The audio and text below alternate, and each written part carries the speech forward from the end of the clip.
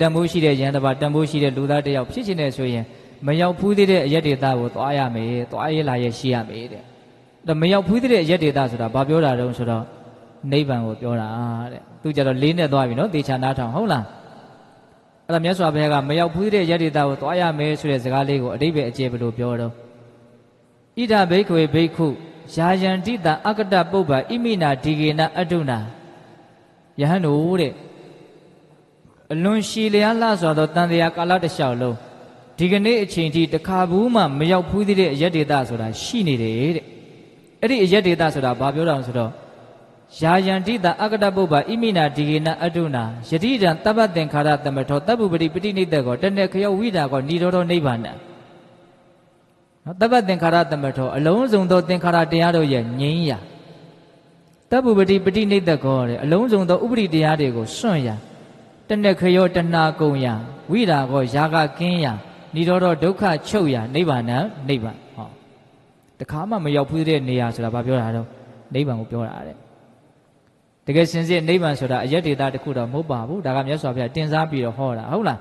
နားလည်မှုရှိအောင်ဆိုလိုတာကဒီ32ပုံမှာသုဒ္ဓဘာသာ9ပုံကလွဲလို့ဒကာဓမ္မတို့ဦးဇင်းတို့ကုထုဇဉ်တွေအနေနဲ့မရောက်ဘူးတဲ့နေရာဆိုတာဘယ်နေရာမှမရှိဘူးပြောရရင်ကိုယ်ခြေရချင်းထက်ခဲ့တဲ့နေရာတွေကြီးပဲမိုးဆိုတော့ဘုရားကြီးရဲ့စကားယူပြောရရင်တော့နေရာတိုင်းဟာကိုယ်သင်္ချိုင်းနေကြီးပဲလို့ပြောတယ်ကိုယ်သင်္ချိုင်းဖြစ်ခဲ့တဲ့နေရာတွေကြီးပဲဟုတ်လားဒါကြောင့်မရောက်ဘူးတဲ့ရက်ဒေတာကိုသွားရမယ်ဆိုတာ32ပုံနဲ့ကလွတ်တဲ့32ပုံကလွတ်တဲ့နော်ဘဝဝိမု ക്തി နော်နိဗ္ဗာန်ချမ်းသာကိုရည်ရွယ်ပြီးတော့ပြောတာနော်ခြေရချင်းထက်နေတဲ့နော်မွေးချင်းအိုချင်းနာချင်းသေချင်းနော်ဒါပဲလေထွက်နေတဲ့ဒီဆိုးရတဲ့ဘဝတန်တရားတွေကလွတ်မြောက်တဲ့နိဗ္ဗာန်ဆိုတဲ့တရားကိုရည်ရွယ်ပြီးတော့မရောက်ဘူးတဲ့ရက်ဒေတာလို့ပြောတာဟုတ်လားဒါကြောင့်ပိဋကပေါင်းသူတော်ကောင်းတို့မရောက်ဘူးတဲ့ရက်ဒေတာကိုသွားရမယ်ဆိုတာမရဘူးသေးတဲ့မျက်မှောက်မပြုတ်ဘူးသေးတဲ့မသိဘူးသေးတဲ့နိဗ္ဗာန်ချမ်းသာကိုသိအောင်မြင်အောင်နားလည်အောင်မျက်မှောက်ပြုနိုင်အောင်လုပ်ရမယ်လို့ပြောတာပို့ပြီးတော့ရှင်းအောင်ပြောရင်နိဗ္ဗာန်ရောက်ကြောင်းတရားကိုအားထုတ်ရမယ်လို့ပြောတာအဲ့ဒီနိဗ္ဗာန်ရောက်ကြောင်းတရားကိုအားထုတ်နိုင်ရင်အားထုတ်နိုင်တယ်လို့ဒီလိုတန်ဖိုးရှိတဲ့ဖို့တန်တယ်လို့ပြောတာသဘောပေါက်တယ်နော်အဲ့လို့ဆိုရင်နိဗ္ဗာန်ရောက်ကြောင်းတရားဟာဘာလဲဒီနေရာမှာနိဗ္ဗာန်ရောက်ကြောင်းတရားကိုမြတ်စွာဘုရားကမဂ္ဂင်၈ပါးအနေနဲ့ဟောတာရှိတယ်နော်သတိပဋ္ဌာန်တရားအနေနဲ့ဟောတာရှိတယ်သီလသမာဓိပညာအနေနဲ့ဟောတာရှိတယ်တတ္တဝါတွေရဲ့အကြိုက်စရိုက်ကိုလိုက်ပြီးတော့နော်ဤမျိုးစုံဟောတာတွေရှိတယ်အဲ့ဒီတဲကဦးဇင်းတို့ဒီနေရာမှာယူပြီးတော့ပြောချင်တာကသတိပဋ္ဌာန်တရား၄ပါးကိုနိဗ္ဗာန်ရောက်ကြောင်းတရားအနေနဲ့ပြောချင်တယ်ပေါ့သတိပဋ္ဌာန်တရားကိုလည်းမြတ်စွာဘုရားနိဗ္ဗာန်ရောက်ကြောင်းလို့အတိလည်းမဟောဘူးလားညာယတ္တအဓိကမာယနိဗ္ဗာန်တ္တသစ္စိကရိယာယယတိတံစတ္တာတော်သတိပဋ္ဌာနာဉာဏ်အစစ်စစ်မြင့်ပြီးတော့နိဗ္ဗာန်ချမ်းသာကိုမျက်မှောက်ပြုနိုင်ဖို့အတွက်သတိပဋ္ဌာန်တရား၄ပါးသည်ရှောက်လန်းရမယ့်ကြောင်းဒီသောလမ်းဖြစ်တယ်တဲ့ဟောဧကာယနာဆိုတဲ့စကားလေးတောင်ထည့်ထားတယ်နော်သတိပဋ္ဌာန်တရား၄ပါးဟာနိဗ္ဗာန်ရောက်ကြောင်းမှကြောင်းနေတဲ့သူကလွဲလို့ဒီပြင်မရှိဘူးလို့တောင်ဟောတယ်ဟုတ်လားဒါကြောင့်မရောက်ဘူးတဲ့အရက်ဒေတာကိုရောက်ချင်တယ်ဆိုရင်မရဘူးတဲ့နိဗ္ဗာန်ကိုရဖို့အတွက်တတန်တရားလုံးကျင့်သုံးမှုအလွန်နည်းခဲ့တဲ့သတိပဋ္ဌာန်တရားကိုကျင့်သုံးခြင်းအပြင်သတိပဋ္ဌာန်လမ်းကိုရှောက်ရမယ်လို့နားလည်ရမှာအဲ့လို့ဆိုရင်သတိပဋ္ဌာန်လမ်းကိုဘလို့ရှောက်မတော့သတိပဋ္ဌာန်ကိုဘလို့ကျင့်မတော့ဒီကုန်းပိုင်းလေးနည်းနည်းလေးနားထောင်ကြည့်မယ်နော်တတိပဋ္ဌာန်ဆိုတာတတိပဋ္ဌာနဆိုတဲ့စကားနောက်ဆုံးနားငယ်လေးကိုအသက်ထက်လိုက်တာတတိပဋ္ဌာန်လို့အမှန်ကတတိကတစ်လုံးပဋ္ဌာနကတစ်လုံးစကားလုံးနှလုံးပေါင်းထားတာဟုတ်လားတတိဆိုတာတတိပဋ္ဌာနဆိုတာခိုင်မြဲအောင်လုပ်တာနော်တတိကိုခိုင်မြဲအောင်လုပ်တာနော်တတိပြီးတတိဖြစ်နေအောင်ကြိုးစားတာအဲ့ဒါကိုတတိပဋ္ဌာန်ပွားတယ်လို့ခေါ်တော့တတိဆိုတာဘာတော့အဲ့ဒါကိုဦးဇင်းတို့ဦးစားပေးပြီးတော့ပြောခြင်းတတိကအကျဉ်းများဖြင့်2မျိုးရှိတယ်နော်ဗမာခွတ်ကျုပ်ဆိုတော့ဘုရားကြီးဟောထားတဲ့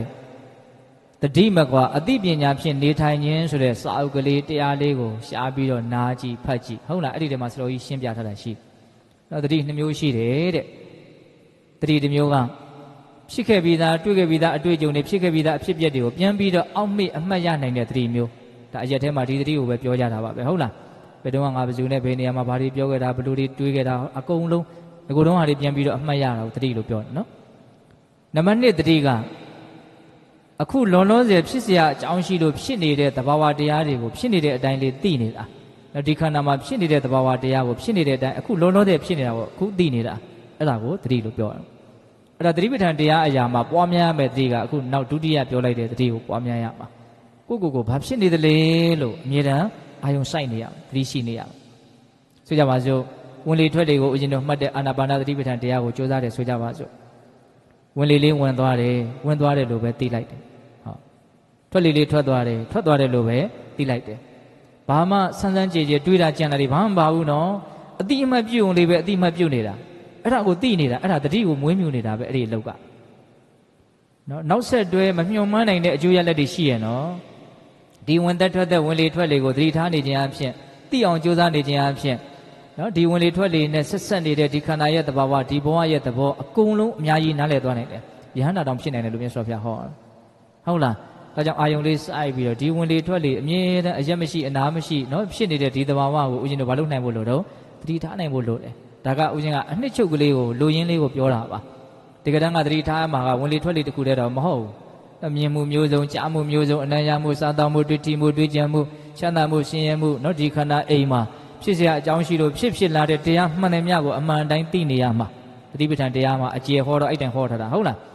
သို့တော့မြတ်စွာဘုရားစချင်းအလွယ်ဆုံးအနေနဲ့သင်ပေးတော့ဘယ်ကနေသင်ပေးတော့အာနာပါနကစသင်ပေးတယ်ဝင်သက်ထွက်သက်ဆိုနော်ဒီခန္ဓာမှာအလွန်အရေးပါတဲ့သဘာဝတရားကြီးပေါ့နော်ဝင်အောင်ထွက်အောင်ဦးဇင်းတို့ကလုံနေတာမဟုတ်ခန္ဓာကိုယ်ကြီးကသူ့လုံနေတာအဲ့ဒါကိုဦးဇင်းတို့ကလိုက်ပြီးတော့သတိထားရမှာဟုတ်လားဝင်လေထွက်လေရဲ့သဘာဝကအလွန်မှလေးနေတဲ့ကျေပြန့်တဲ့အဓိပ္ပာယ်ရှိတယ်နော်ဝင်လေထွက်လေမဝင်တော့ဘူးမထွက်တော့ဘူးဆိုရင်ဘာလို့တဲ့ခေါ်တာတော့သိတယ်ခေါ်တာပဲနော်ဟုတ်တယ်မဟုတ်လားဘဝမှာဘလောက်အရေးပါတယ်လဲဆိုတာအဲ့ဒီတစ်ချက်တည်းစဉ်းစားကြည့်တာနဲ့မသိနိုင်ဘူးလားဦးဇင်းတို့အစာတွေရေတွေထည့်မပေးဘဲနဲ့ခဏလောက်အောင့်ထားလို့ရတယ်နော်ဒီလေမဝင်အောင်မထွက်အောင်ခဏလေးတောင်ဦးဇင်းတို့အောင့်နေလို့မရဘူးဟုတ်တယ်မဟုတ်လားခန္ဓာကိုယ်ရဲ့အလွန်အရေးပါတဲ့လိုအပ်ချက်အောက်ဆီဂျင်ဓာတ်ကိုအချိန်တိုင်းဦးဇင်းတို့ထည့်ပေးနေရတယ်ခန္ဓာကိုယ်ရဲ့အဆိပ်အတောက်ဓာတ်ဖြစ်တဲ့ကာဗွန်ဒိုင်အောက်ဆိုက်ဓာတ်ကိုအချိန်တိုင်းဦးဇင်းတို့ဘာလို့ပေးနေတာတော့ထုတ်ပေးနေရတယ်ဒီအလုပ်ကိုခန္ဓာကိုယ်ဟာမလုပ်နိုင်တော့ဘူးဆိုရင်ဘာဖြစ်မှာတော့သိမှာဟုတ်လားဒါကြောင့်ဒီဝင်လေထွက်လေရဲ့အရေးပါမှုအချက်အချာကြမှုနော်အဓိကကြမှုတွေကိုနားလည်ပြီးတော့ဒီဝင်လေထွက်လေကိုဘာလို့ရမှာတော့သတိထားနေအမြဲတမ်းသူဖြစ်မနေဘူးလားဖြစ်နေရနော်သူ့ကိုသတိထားဘလို့သတိထားမှာတော့ဖြစ်နေတဲ့အတိုင်းလေးသိနေလိုက်လို့ပြောတာဒါတဲ့ရှင်းအောင်တော့မပြောတတ်တော့ဘူးနော်